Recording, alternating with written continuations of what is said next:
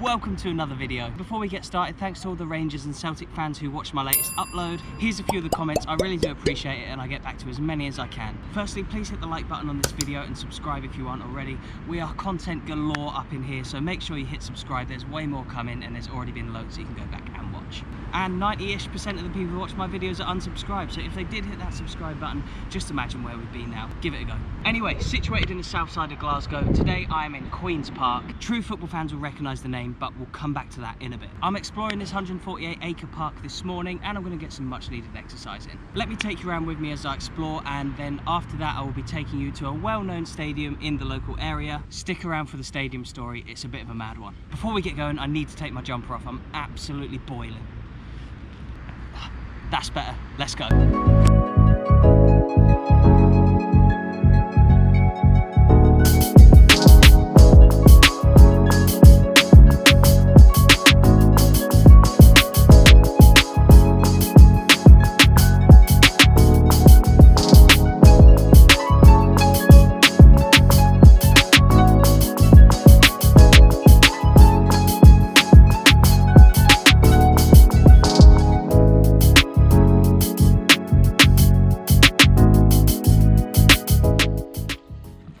So from various points in the park, you're able to get some good panoramic views of the city of Glasgow. The best being at this flagpole. Let's go up and get a closer look and let's see what we can see in the distance.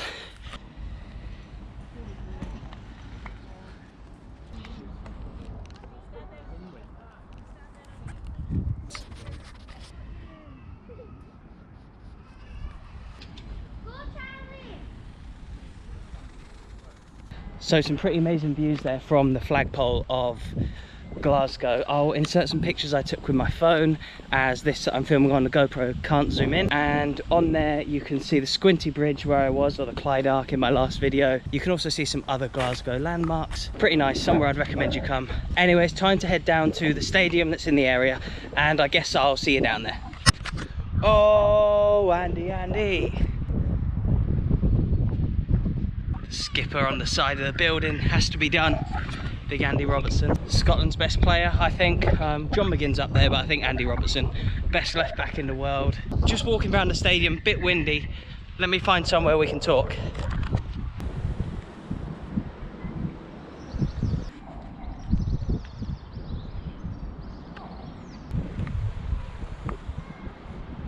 Now, you're probably thinking, oh yes, here we are, Hampden Park, Scotland's national stadium, Scotland's Wembley. Well, yes, but also no. This stadium is owned by League 2 team Queen's Park, and the team are named after the park which we just visited. Yes, this 51,000-seater stadium. In the early 1900s, a European international record was set here. 150,000 people for one match, England versus Scotland. Yes, that stadium, Hampden Park, is owned by League 2 team Queen's Park. From the research I've done, the average attendance for a league game here for Queen's Park is around 600 to 700 people.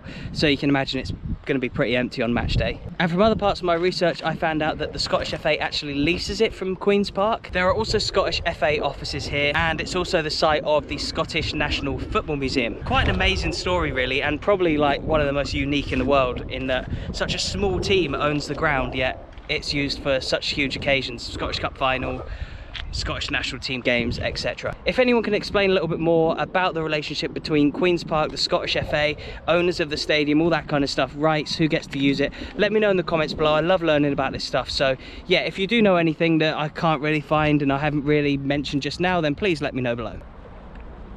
From first inspection, it's actually quite a nice stadium. I probably say that about everywhere, but see Sir Alex Ferguson up there. A few other legends on the wall. I think that's probably Kenny Dalglish. Not 100% on some of the rest, but well branded, got some good stuff on the outside. Look at that, real famous place, this one. Reminds me a little bit of Ibrox, where I was kind of a couple of weeks ago, in that it still has a lot of the, what I'd imagine is older traditional brick mixed with the newer columns and stands, etc. And I'd imagine that's where the tour starts in there, but something I had planned to do when I came back to the UK. Obviously not able to at the moment, but again, subscribe, and as soon as that video is out, when I can do the tour, you'll be the first to see it. And since I knew I was coming to the Scottish National Stadium today, I wore what I thought was probably most similar to the Scottish kit. I got this blue Japan shirt from the World Cup a few years ago, and it's an absolute beauty, and I think it does look a little bit like the current Scotland shirt. Oh, for some reason, here we go. For some reason, this loading bay's just opened up, and there we go, little exclusive. You can see inside to the stadium. Doubt I'd be able to go in. But you can see part of the pitch through there, the P and the D of Hampden.